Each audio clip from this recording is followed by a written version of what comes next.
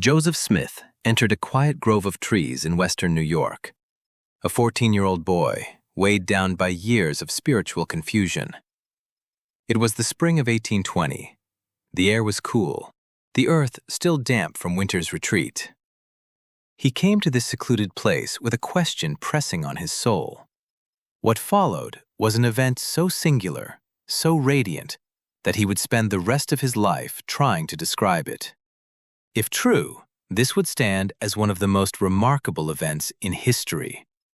That God would once again speak to man, as in ancient times, and call a young boy to be a prophet. Because of that claim, millions have come to believe. And because of it, many have mocked, dismissed, and criticized his account. Some argue that the differing retellings prove deception. In this video, we examine those claims, looking closely at the context, the circumstances, and the accounts themselves. Critics often point to variations in these accounts, differences in his age, the number of personages described, or the specific message delivered, as evidence of fabrication. They claim the story evolved over time. But when you look beyond surface-level comparisons and consider the historical setting, the intended audience, and the purpose behind each account, those differences begin to make sense. They are not signs of invention, but the natural result of a man describing a profound experience in different ways at different times for different reasons. 1832. Private Journal Account. The earliest known account of the first vision was written in 1832. It is one of the few documents we have that includes Joseph Smith's own handwriting. Most of his records were dictated to scribes. Writing did not come easily to him. Spelling, structure, and expression were all challenges. Yet in 1832, Joseph took up his pen to record a deeply personal experience. This account was never published in his lifetime and was likely not intended for a broad audience. It reads as a private reflection, focused not on telling the full history, but on expressing how he came to know that Jesus Christ lives and how he personally received a remission of his sins. The emphasis is inward and spiritual. It centers on his search for forgiveness, his awareness of sin, and the joy that followed when he believed he had been redeemed. It is not a comprehensive narrative. It does not attempt to include every detail of the experience because that was not its purpose. However, critics treat this personal journal as if it were meant to be a complete, formal history. They compare it directly to his late public accounts and point to differences as evidence of contradiction. For example, some argue that because this account does not emphasize a search for the true church, that element must have been added later. Others note that the account focuses on the Lord speaking to him and claim this reflects a different understanding of the nature of God at the time. But these conclusions depend on reading the document as something it was never meant to be. A private reflection does not function like a public history. When someone writes about a deeply personal moment, especially one centered on forgiveness, they naturally emphasize the parts of the experience that mattered most to them in that moment. Details that are central in one telling may be secondary in another.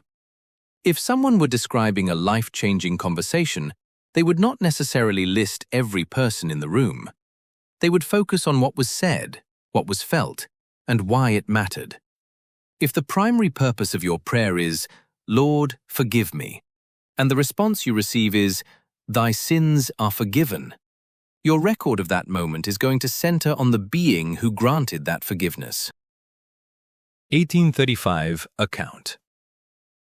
In 1835, a stranger named Robert Matthews came to Kirtland, Ohio. Wearing a distinctive green frock coat, he claimed to be a prophet and the reincarnated Matthias, an unusual and deeply eccentric figure. Matthews had already gathered followers and declared himself a restorer of God's kingdom, and he arrived in Kirtland seeking to test and compare his authority with Joseph Smith's. During this encounter, as Matthews pressed questions about divine power and revelation, Joseph shared his first vision. An account of that conversation was recorded by Warren Parrish, capturing Joseph's retelling in an informal, conversational setting, not as a polished history, but as a real-time explanation to a man claiming prophetic authority. Because of this unique audience, the emphasis shifts from Joseph's 1832 private journal.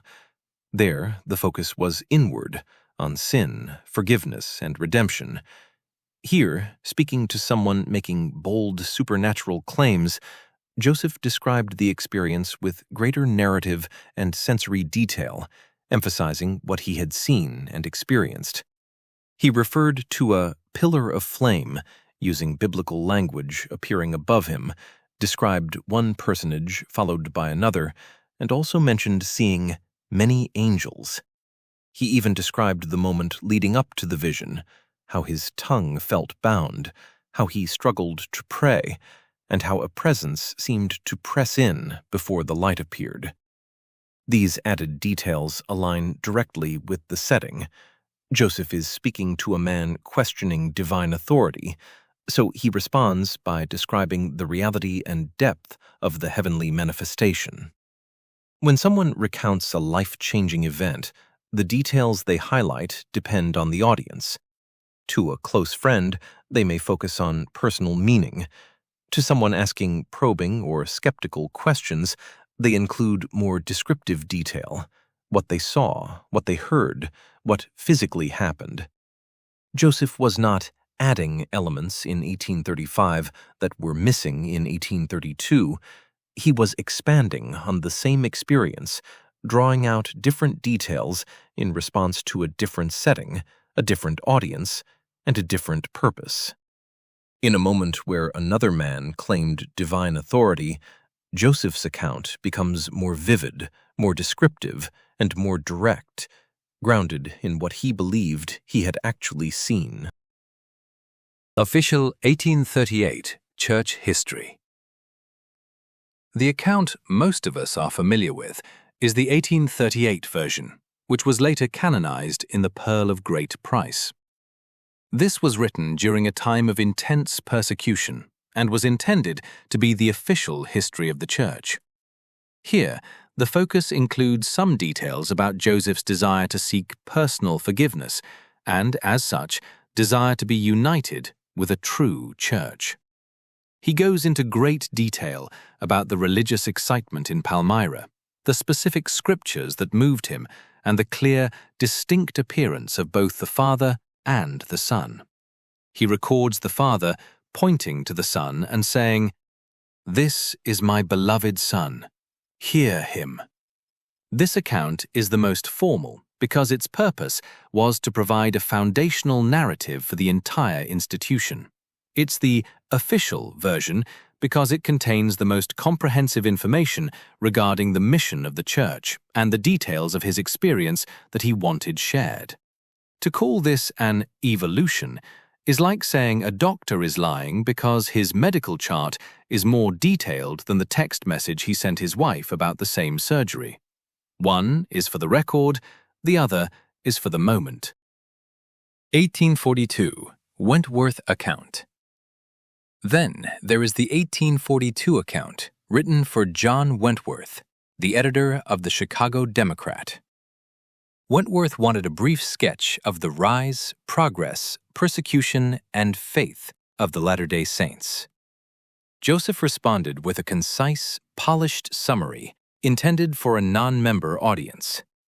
In this first vision account, he describes the two personages as exactly resembling each other in features and likeness. Joseph streamlined the narrative, focusing on the core message that the heavens were open and that God had a message for the modern world. He didn't include the many angels from the 1835 account or the deep, agonized soul-searching of the 1832 version, because that wasn't what a newspaper editor needed. He provided a professional, clear summary of the event's significance. 4 accounts, not 4 different versions. Each of these 4 accounts, 1832, 1835, 1838, and 1842 functions like a different camera angle on the same scene. One is a close-up on the heart. One is a wide shot of the heavenly host. One is a detailed historical documentary, and one is a press release. They don't contradict, they complement. Conclusion. If Joseph Smith were a calculating fraud trying to maintain a consistent lie, he would have been much more careful to make every account a carbon copy of the last. Instead, we see the authentic patterns of someone retelling a real, complex, and life-changing experience over the course of 2 decades. The argument that these accounts are contradictory relies on a fragile, almost clinical demand for exact verbal consistency that no human being could meet when describing their own life. If you ask any veteran to describe their most intense battle, or a mother to describe the birth of her first child, you will get different versions depending on whether they are talking to a spouse, a child, or a historian. We don't call them liars for it. We recognize it as the hallmark of a genuine experience. To dismiss the first vision because Joseph focused on his sins in one account and the Godhead in another is to ignore the rich, layered reality of history. It's an attempt to manufacture a scandal out of the very evidence that points to the story's authenticity. When we look at the accounts with an eye toward their intent, we don't find a fraud. We find a witness whose testimony only grows more vibrant the more we listen to it.